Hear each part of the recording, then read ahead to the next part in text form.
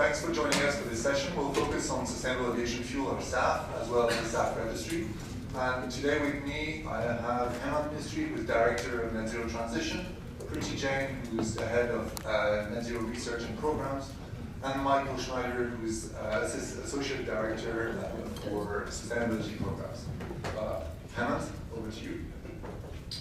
Thank you very much, Nico, and good morning, ladies and gentlemen. Thank you for joining us again this morning. So, we've talked a lot about sustainable aviation fuels in previous meetings that we've had, and you recall in Dubai for the AGM, we did present an outlook in terms of where we were with sustainable aviation fuel, and there we did raise some concerns. We had some issues, we foresaw some issues in terms of SAF outputs. And today what we'd like to do is to provide you with an update of where we see the industry is for 2024. So end of the year, what is the actual status in terms of SAF production. We'll also provide you with an outlook for 2030 as well.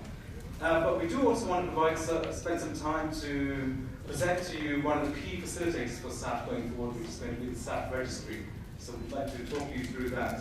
And then finally, we want to put the progress, or even the lack thereof in some cases, in the context of the overall transition. So that's the context of the presentation today. What I'd like to do is to hand over to Preeti Jain.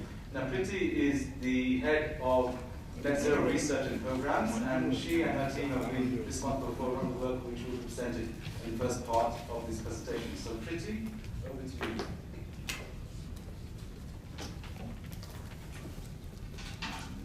you. Thank you. Very good morning to all of you. Before we get into the journey to understand production of SAF, I must say we are in that part of the year where it's time to reflect and strategize. And in that reflection, it's a right thing to ask the question that are we progressing towards SAF, one of the biggest levers to deliver sustainability and help industry reach 2050 objectives. There are a number of complexities, but at the same time, there are a number of optimism.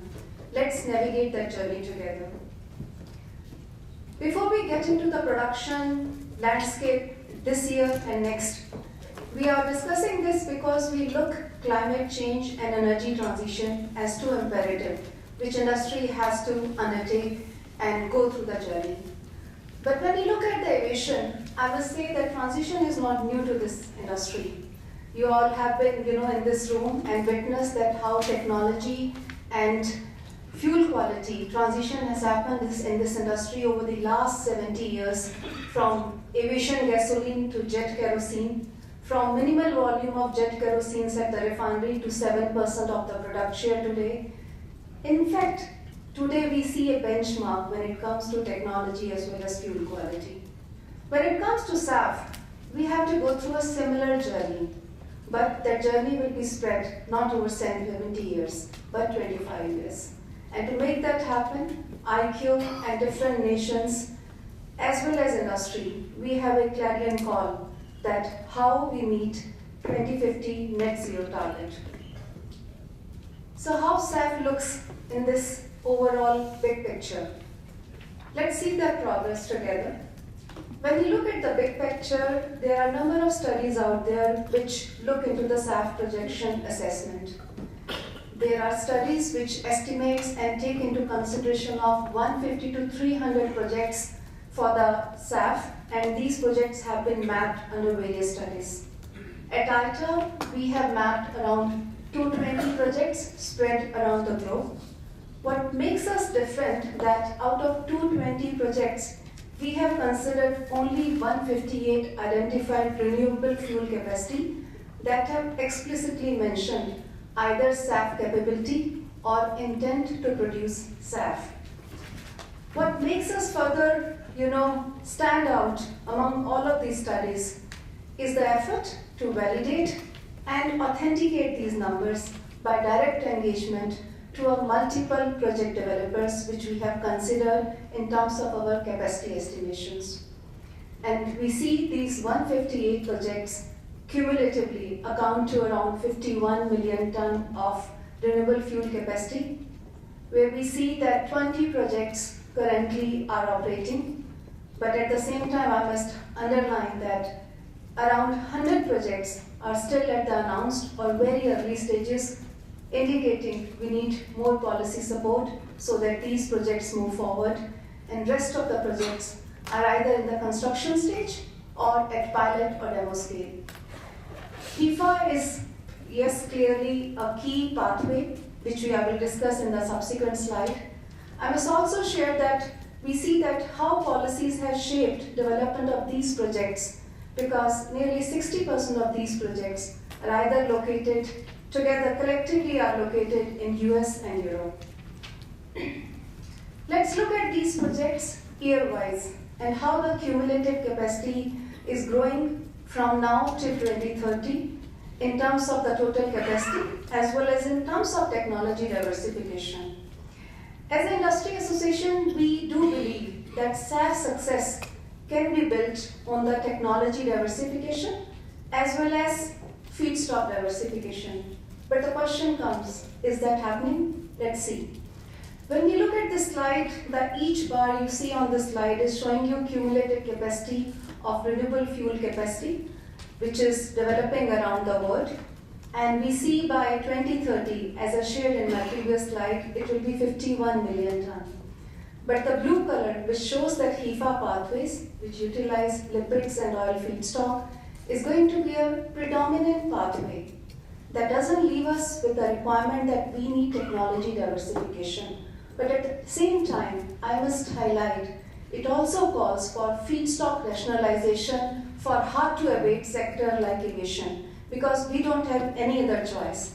Till the time other technology matures, feedstock rationalization is important. Next comes role of alcohol to jet. And we see 2027 onwards, ethanol to jet will also play an important role, but subject to realization of the capacity. Tremendous feedstock potential like biomass or CO2, which can be captured from industrial sources, can find its way through pathways like Fischer-Tropsch as power to liquid, which I will share further in my next slides. But we see technology maturity, scale up, and cost are biggest hindrances. So where does this leave us? It leaves us at the cumulative capacity of around 9 million ton and 18 million ton for 2024 and 25. And you will see these capacities again lower from last year because of our stricter project inclusion criteria. We made sure that projects which are really moving forward are being considered in our assessment. So where do we stand today in terms of the SAF production?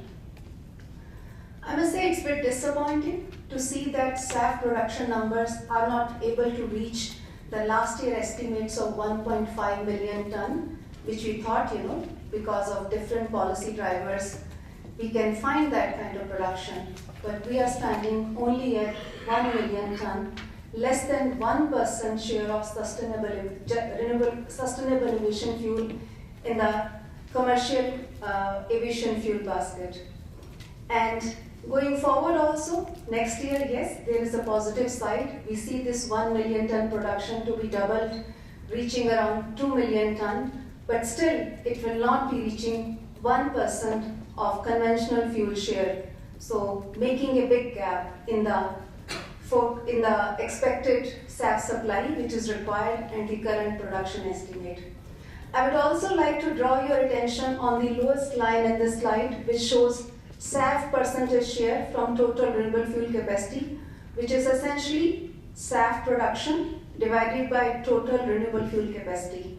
And if you feel happy immediately looking at the number of 11% and 13%, I will request you, please hold your thoughts for a moment, because this increase in SAF share in the renewable fuel capacity is not because that these projects are producing more SAF, but because of our stricter project inclusion criteria, thus reducing the base of renewable fuel capacity which we have considered. So SAF is not moving as anticipated. But what was policy's aspirations? How the airline industry is committed? So let's look at the policy side of it first. Policy, which is both carrot and stick approach, we see around the world in terms of incentives, in terms of mandate. cumulatively calls for around 17 million ton of production volumes that will be made available by 2030. This is, by the way, aspiration. And in the previous slide, I just showed you that in 24, we stand at around 1 million ton. So even if we have to reach 17 million ton, there is a huge gap, clearly indicating things are not working as anticipated. On the other side, when I see airlines' commitment, which is pretty impressive, looks like perfect harmony between the policy direction as well as the offtake commitment. And 70% of these offtake commitments, I must underline, are binding in their nature. And as an airline industry, we are committed in the diversification of these SAF pathways and technologies.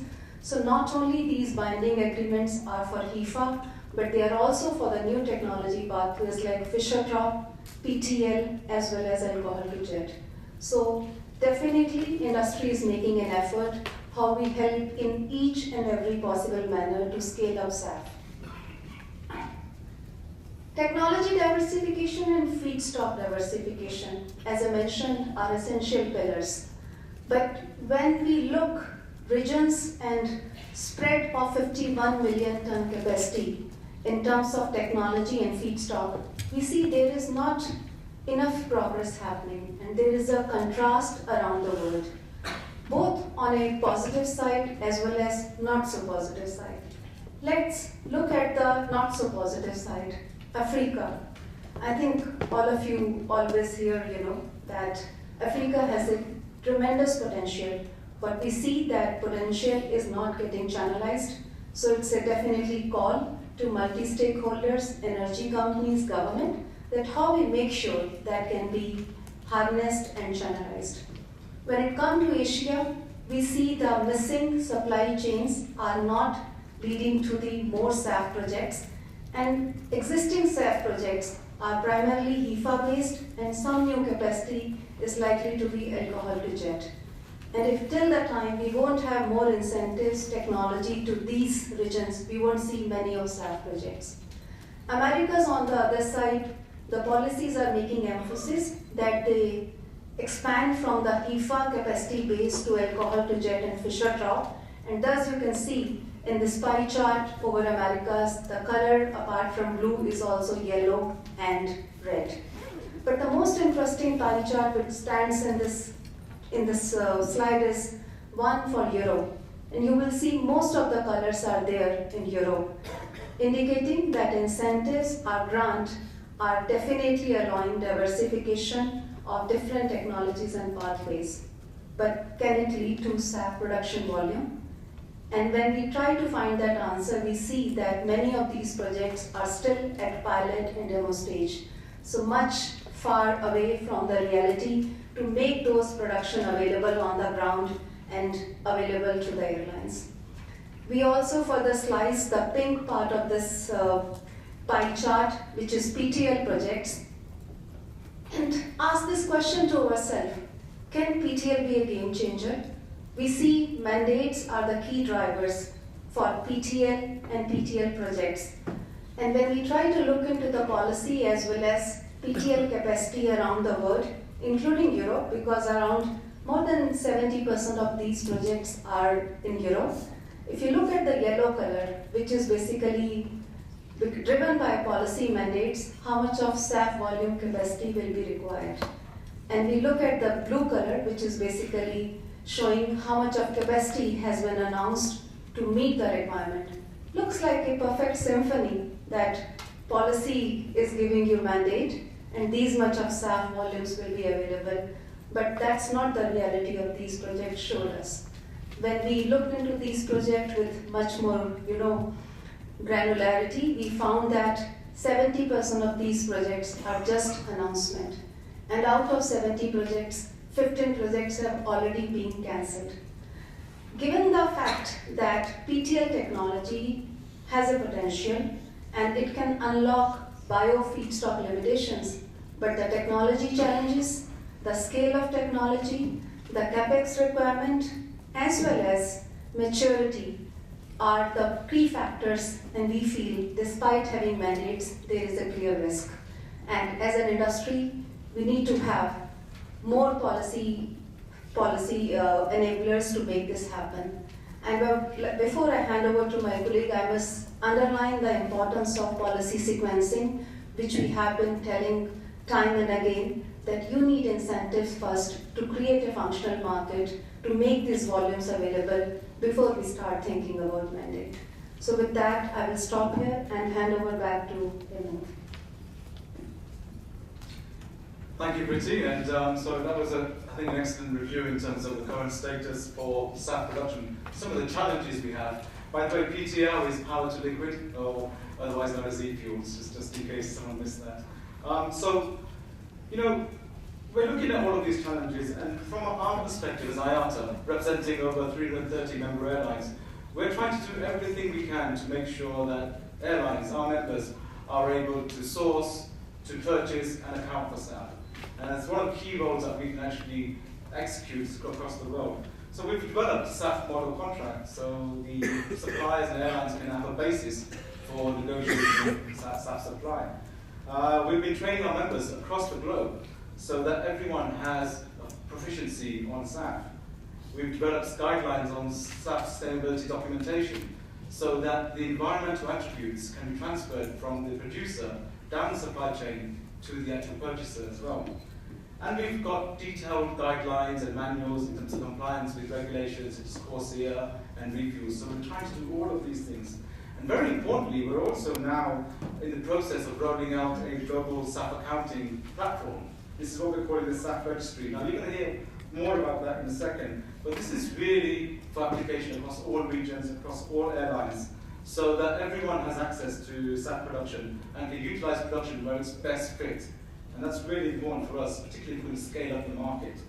And this will be complemented by the matchmakers. Some of you may have seen announcements on the matchmaker.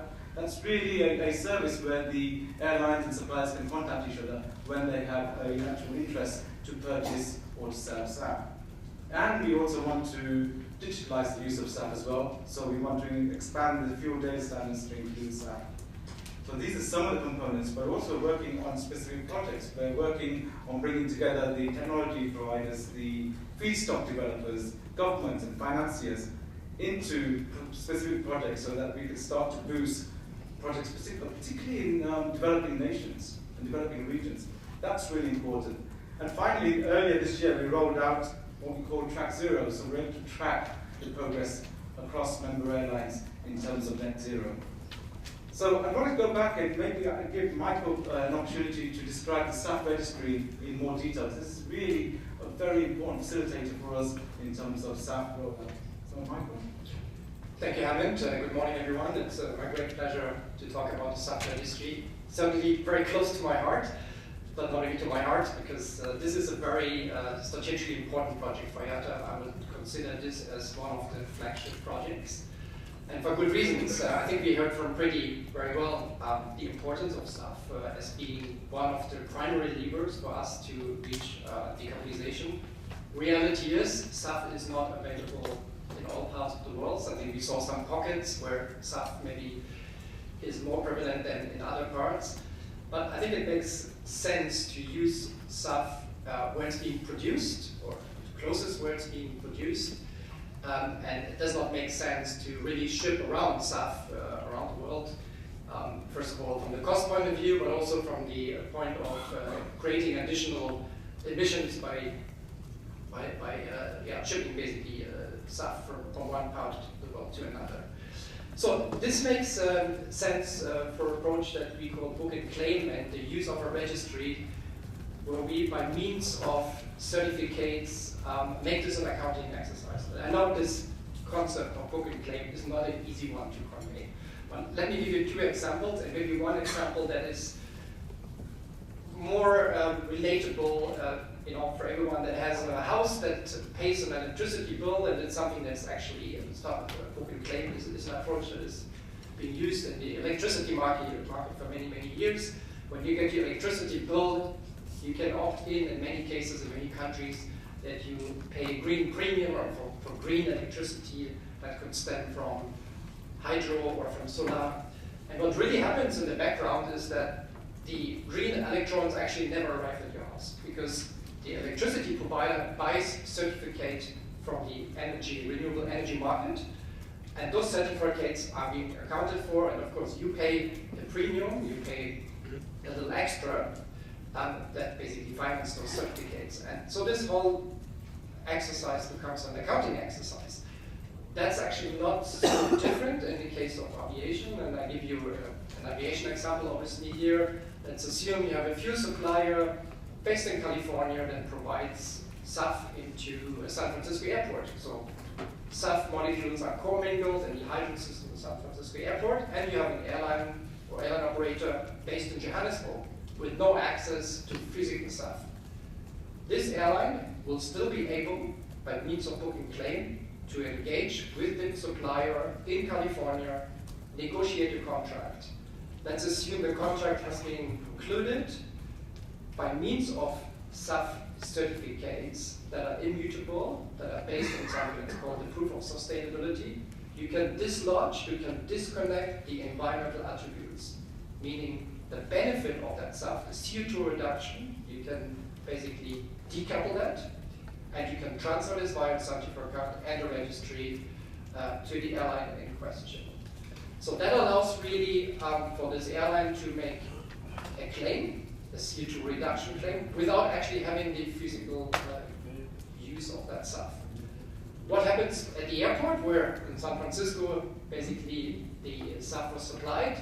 Airlines that are uplifting some of those SAF molecules, generic uplift, because they're commingled with conventional fuels, those airlines cannot make any claims. So this SAF that is being uplifted basically is becoming conventional fuel. So the SAF registry should basically also ensure that there is no double counting of those attributes, those benefits of a given SAF batch. This approach and the registry sort of coupled basically also achieve a cost reduction, because obviously the transportation, the logistical exercise, the transacting itself will of course be diminished or reduced, and obviously there is a cost aspect that is very interesting, and also the administrative burden of procuring SAF.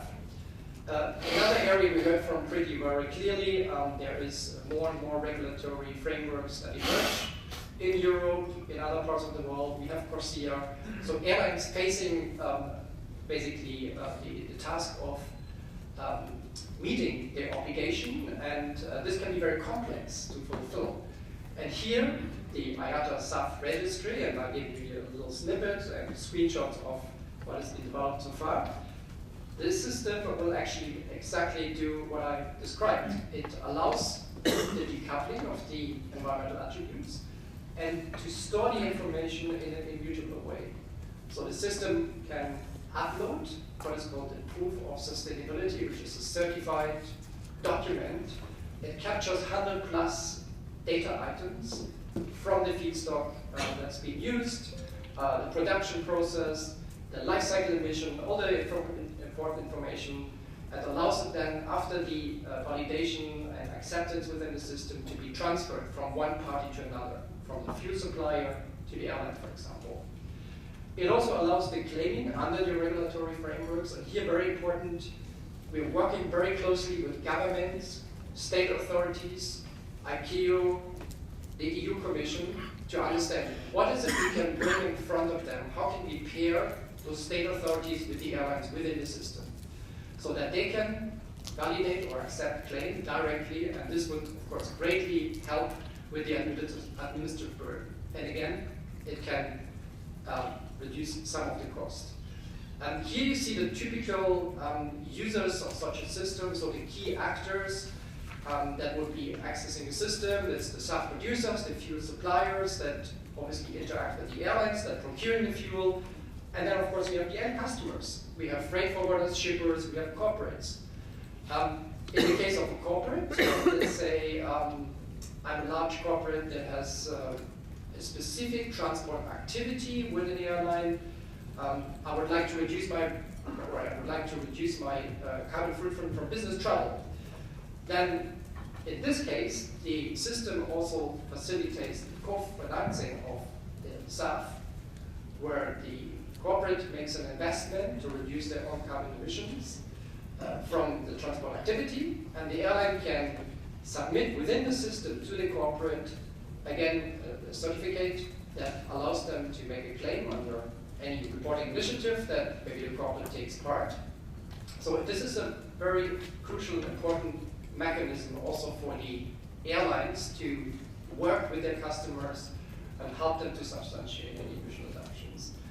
And then you see, of course, sort of on the vertical level, this type of regulatory mechanism airlines and also fuel suppliers facing. In the case of airlines, of course, CORSIA, you can reduce your offsetting obligation by use of SAF. So there could be a direct link with the state authority to do that. There's the EU ETS, where airlines facing obligations.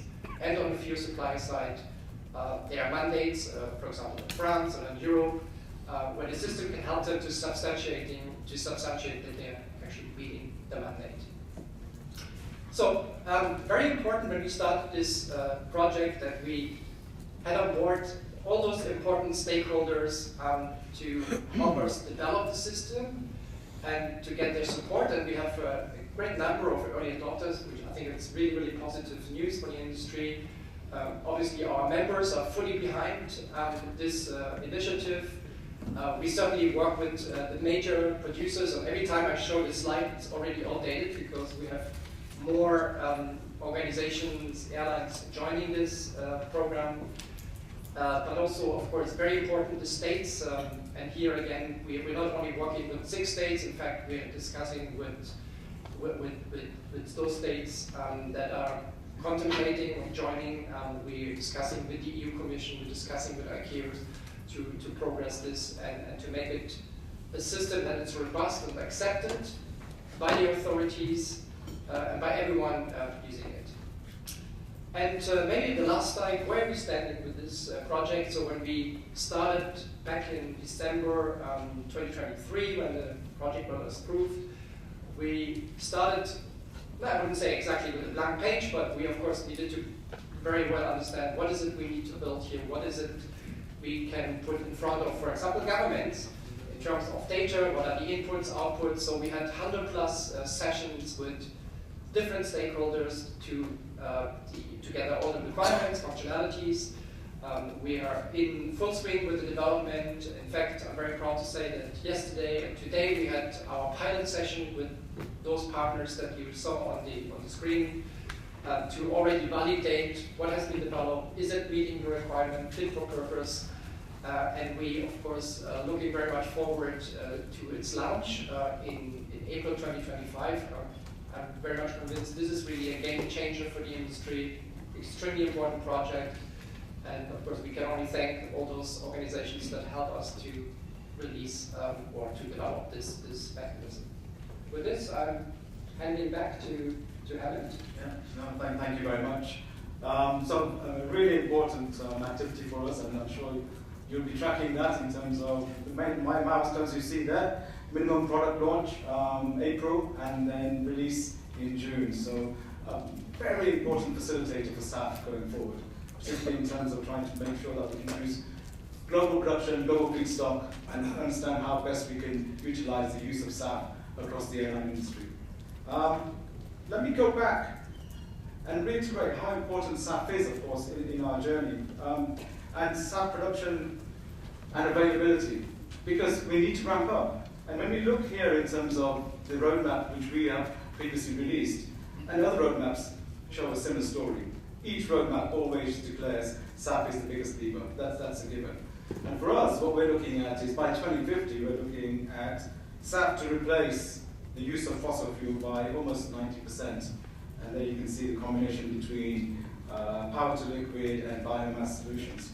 We still have some remnant use of conventional fuel, 6%, and then a steady ramp up for hydrogen solutions at 6% as well. And of course, we'd have to use carbon removals to capture the residual emissions. I wanted to show that because SAF is so fundamental to our story. But when we look at the overall transition costing, and you will maybe have realized that we've done a detailed analysis in terms of the financing aspects. And by the way, there is later on a deep dive session in terms of our work on financing and policy, which is at 1 o'clock, and I do encourage you all to join that.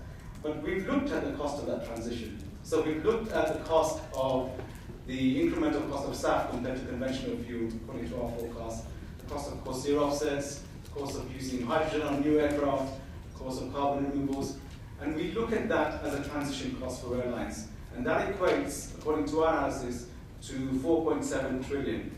But to actually even enable that transition, you need to have the biggest lever available in terms of production, which is SAF. So if we look at the capex that's required for SAF, we're looking, first of all, we need to step back, but let's not forget, it's not just SAF units, they're renewable fuel refineries, so they produce different products for different solutions.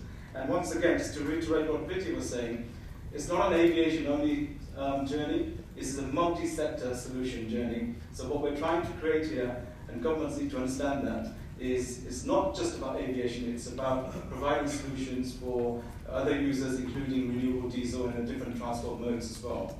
But we can foresee that we would need overall, between 3,000 and over 6,500 renewable fuel plants for those multi-product solutions. And to finance that in terms of capex, that's going to range between 4 to 8 trillion. Again, this is not all for SAF, it's very important to remember, this is for the range of product that comes out from the renewable fuel facilities. There is opportunities to use existing refining infrastructure through a process called co-processing. That's where you can provide an input for the intermediate bio-oils into the existing refining infrastructure within limits, but you can kickstart that transition with availability of SAF using existing infrastructure with some small modification to infrastructure. So this is a great opportunity. And I think we would like to leave you with 3 main takeaways. When we look at this, we do have challenges in terms of SAF output. We all want to see more SAF output. 3 things which we encourage the broader industry to capitalize on. One is to utilize co-processing to the maximum extent possible, particularly during these early years. Very important. Secondly, we need policies that support the maximization of SAF output from the renewable fuel refineries. You remember the variance I showed in terms of the actual costs and number of renewable fuel plants. So that is one thing as well. That's the second point. The third point I do want to emphasize, and that is that the traditional energy companies, the integrated oil companies, they have a much larger role to play in all of this. They have the access to capital. They have the skills to de-risk these renewable fuel projects. This is what they've been doing. They have a lot of project management experience. They have quality assurance experience. They can do this in a much easier way, but we need them to come to the table. They need now to start to get more involved in this energy transition, because it's only with their help that we're going to create more of a functioning market for SAF. And it's not, right now what we're seeing is some of the big energy companies are just trying to meet the mandate. That is not acceptable. We need them to come into this fold and to help create a functioning market. So let me pause there. Can we open up for questions, Nico? Yeah, thank you very much. There's a lot to take in, obviously, but if you have questions, we have 3 experts right here. I see some very eager gentlemen over there. Please go ahead. Ian Taylor from Travel Weekly in London. There are so many questions raised by that, but basically, why would an airline uplift SAF in a region where it's available and not claim the environmental reduction? Because the way you outlined the registry makes it look very similar to carbon offsetting, and we know all the issues there are with that. Yeah, I guess the idea, of course, always when there's SAF available, then you would be investing where it's closest, right? And you should be able to account for that. That is clearly so. Mass balance is part of the part and parcel of recognition and CO2 reductions stemming from the SAF badge. So this is not about only SAF book and claim. SAF book and claim really kicks in for those airlines that have no access to SAF. And I think I gave that example. If you're based at an airport or in a region where there's no SAF, you should still be able to benefit from SAF somewhere else that's being produced, under the condition that SAF is only being, or the attributes from that SAF, the benefits from SAF is only be accounted for once. And that's really the role of the registry. So it has to happen in an immutable way. So there's unique identifiers that basically identify batch SAF that's being produced. There are certification organizations that are taking part. Those are independent, verified batches of SAF that are being released into the market or into the hydrogen system and wherever it is, and whatever aircraft it is. It has captured all the life cycle emission reductions stemming from that SAF. And yeah, the idea, of course, is to have that happening in the most robust way. And we need to work, of course, with all the different SAF stakeholders to ensure that this can happen in the best robust way. Sorry to come back again, but somebody would not be claiming the emissions reduction from the SAF then. Who in the system you envisage with the registry is not claiming the carbon reduction from the use of SAF? But there's only one party that can claim the use of SAF. Yes, but if somebody's using the SAF and somebody else is claiming the SAF, Yes. why would somebody use the SAF and not claim the reduction? Because you're not in possession of the environmental attribute, the benefit. Basically, what happens if it goes if the SAF is being commingled in a hydrogen system, it becomes conventional fuel. It doesn't make any difference. You don't. So what you're saying is you wouldn't know who used the SAF. It's just gone into the common pool of. That is the case. It's the case with jets as well. You are commingling different solutions, and they go through the pipeline system and they're stored at the airport. So basically, when you mingle the SAF at a terminal, it's going to go into the system, which will inevitably find its way to the airport. It's very difficult to actually track the molecules as to where they are actually flowing. So you need to be able to track the environmental attributes. Okay, but then in that case, why would President Trump allow Chinese carriers, say, to benefit from American airlines using US-produced SAF? Well, now you're talking about a political problem. So, but the whole idea of the registry is to create a platform where all this can be done. Politics aside, I can't account for President Trump, unfortunately, but politics aside, we create a platform where you can actually have the ability to actually transfer the environmental attributes across the supply chain between the producer and the actual purchaser in a transparent way where there is no duplication. And that registry will always be available so people can cross-check it in hindsight as well, and that's the beauty of the whole mechanism itself. And that's what we really need to unlock SAF going forward. Maybe just also highlighting here, all chain of custody models are covered on this. So this is not only about SAF book and claim. You could have a SAF uplift at an airport under the condition that you then also get the documentation, the proof of sustainability. Basically, you get a fuel invoice and you get this additional piece of information that would allow you to make that claim. But you are the only person that can make that claim, and this claim can only be made once.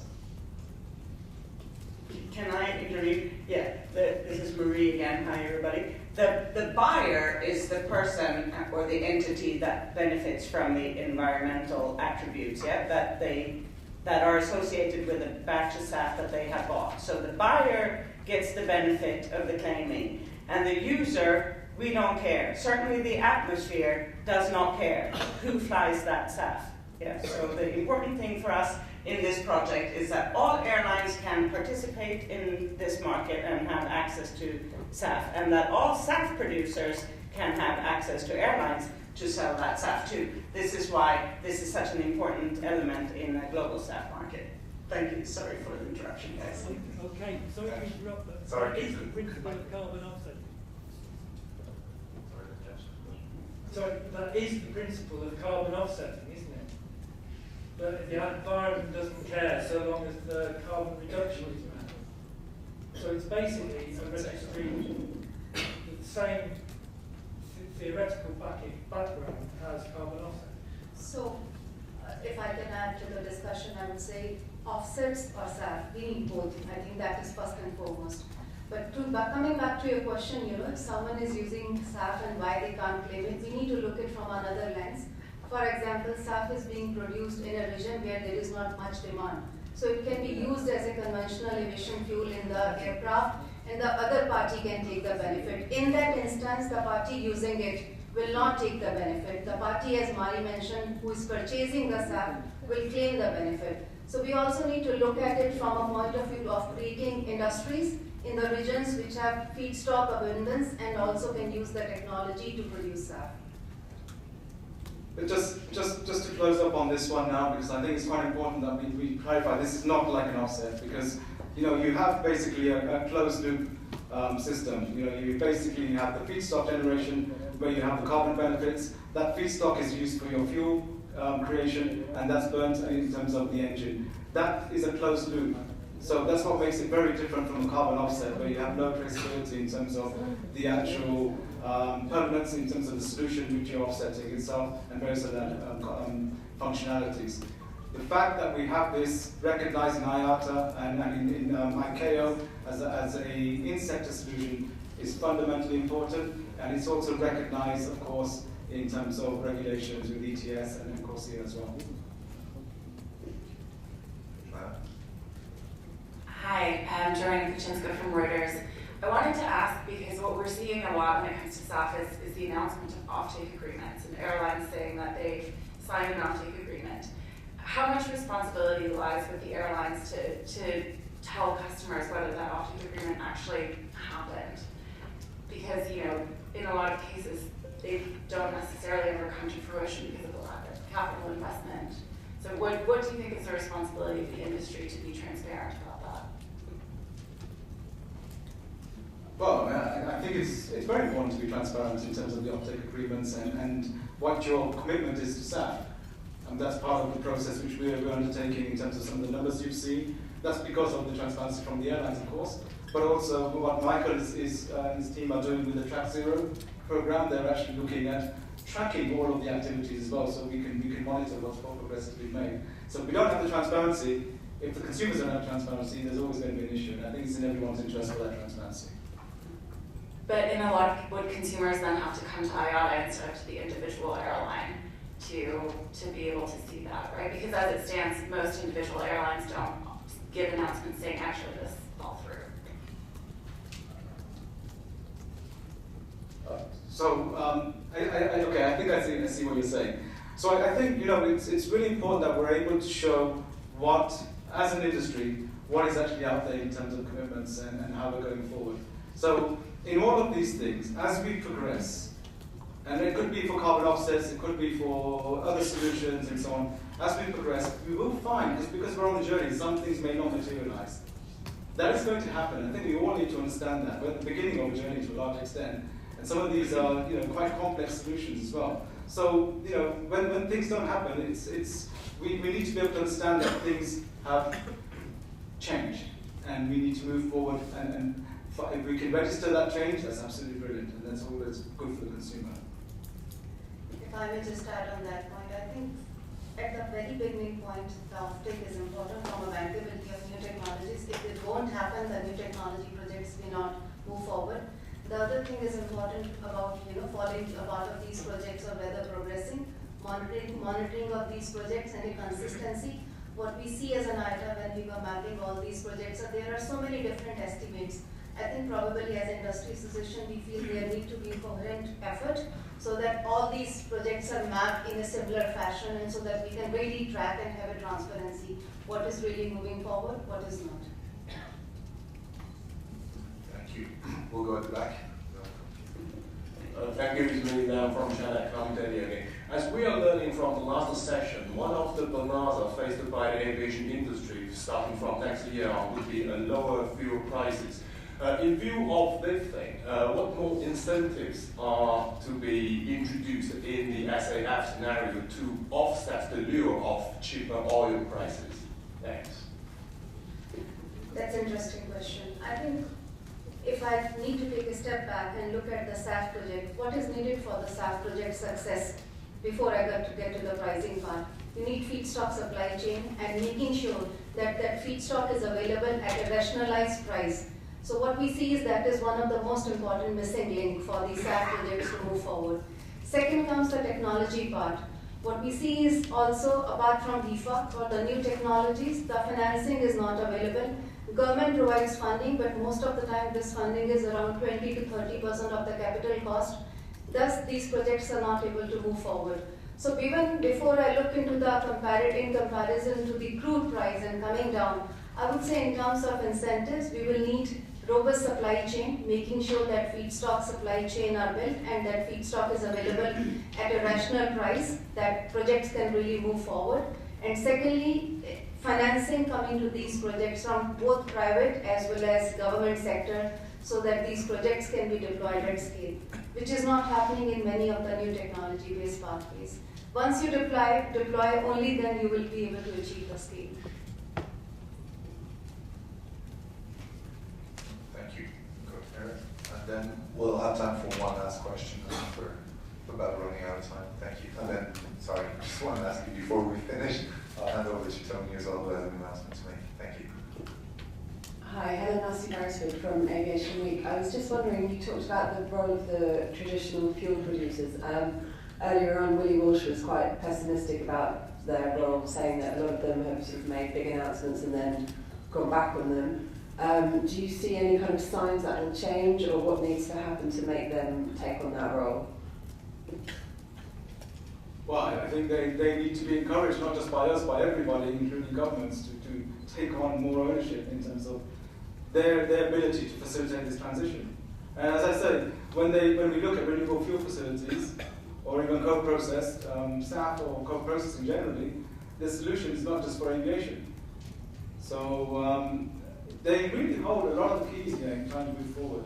And it's very important now that we all understand this is now the time for them to come and move beyond basically just trying to meet supply, to meet mandates, which is an easy profit-making solution for them, but really move and help us to try and create a functioning market. If I may also add the role of traditional oil companies. When we were tracking these projects, we see many of these projects which are moving ahead. A number of big oil companies are associated with that. And when we further spoke with the different project developers, the traditional oil companies also bring operational experience as well as the experience of using the supply chains to deliver this product to the end market. So that experience is very important. And Hemant already touched upon the co-processing, but important point there is, if you build up a new plant, it takes 4 to 5 years. And if you need to do co-processing in a refinery, it takes 18 months to 24 months time frame. So really that time frame is very helpful when you are looking for large volumes of SAF to be made up. Thank you, Preeti. We'll have a question from Brent over there. Hi, Brenton here from Guardian Media. Earlier today, I believe a statistic was thrown out that SAF costs 4 times the amount of traditional fuel. In a market like the Caribbean, for example, that's dominated by smaller carriers, how can they be expected to afford it? Or is it that they should wait until it becomes affordable? So let me start. I'm sure Preeti's got some views on this as well. But really, we need to scale up. And through some scaling up, you can provide some economies of scale. You can reduce some of the technology costs. And you can try to reduce the overall cost itself. But until you have a functioning market, you're really never going to understand what price you're actually paying and to what extent that price has a premium itself.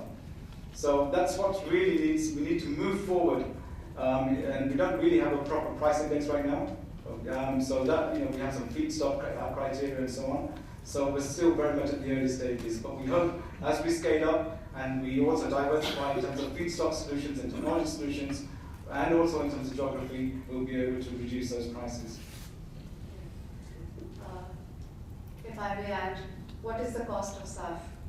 It is basically when you achieve economies of scale. So when you're looking at the cost of production of the SAF and how it brings down, I would say we need to build more plants. That's where I think the essence lies, that how that cost can be brought down. And we see that once these projects are being built from first plant to nth plant, the cost curve for these plants in terms of capex and in terms of operating expenses really comes down, and that is being translated into the cost of SAF. So the answer is we need to see more of those SAF plants, both with the support of traditional oil companies as well as the boutique producers, which are building these plants. Oh, okay. One last one, Christopher, and then over to Tony. Thank you. Thanks, Nico. Quick question to Michael. You talked about a global registry. There are obviously other registries, SAF registries, either under construction or out there. Do you intend the IATA registry to be the one global registry, or can you live with the others? Yeah, thank you for that question. Yes, absolutely. Of course, we're recognizing there's other initiatives which are not exactly the same initiatives, in fact. And if you look at it a bit more closely, you see that those initiatives are led actually not necessarily by aviation, not necessarily by airlines. It's really field producers, and maybe corporates or organizations that make use of transport services, directly interacting within the system, but not really taking airlines into account. I think the great difference with our system and our initiative is that we look at not only voluntary SAF use and investment, but also the regulatory aspect. So we would like to enable, obviously, or facilitate CORSIA, claiming under CORSIA, EU ETS, refuel EU. I think that is really quite a major difference to what we see.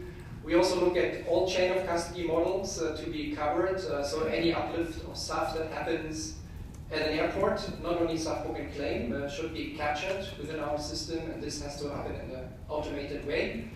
IATA is still a standard setting organization as well, so I think we are really in the forefront of offering this sort of level of standardization that when there's an uplift happening at the airport, this can seamlessly be integrated in our system. Having said that, we of course also collaborate and work with the other initiatives, and we have to. We have to basically enable interoperability, and that's very important. Just give you one example. If there's a given SAF batch that is being transacted, it should only be transacted once. So how can we ensure that one SAF batch going into one system and cannot go into another system? And here the interoperability is absolutely key. So we are of course in discussion with those initiatives that exist to ensure that there's a proper standard, there's a data exchange in the future, so that we can avoid any double issuance or double claiming of the same SAF batch exist. So I think we can coexist because there is niche sort of areas where maybe there's some justification for those two other registries to exist. As long as interoperability, I think we can certainly, from an industry point of view, offer this system that is aviation-centric, and I think that's what it should be. It should follow the natural value chain of SAF, chain of custody with all the different players that need to be involved. And that we also end up with proper greenhouse gas accounting. I think that's also very important as an aspect. For those of you that are familiar with Scope 3 and Scope 1 accounting, for example, if there's a Scope 3 claim by a corporate for the indirect emissions of given transport activity, there has to be a Scope 1 linked to it, basically the combustion that happened on the side of the environment. I think that's really essential with our system to ensure that is happening, the correct accounting of the greenhouse gas emissions. Thank you, Michael. Tony, would you like to say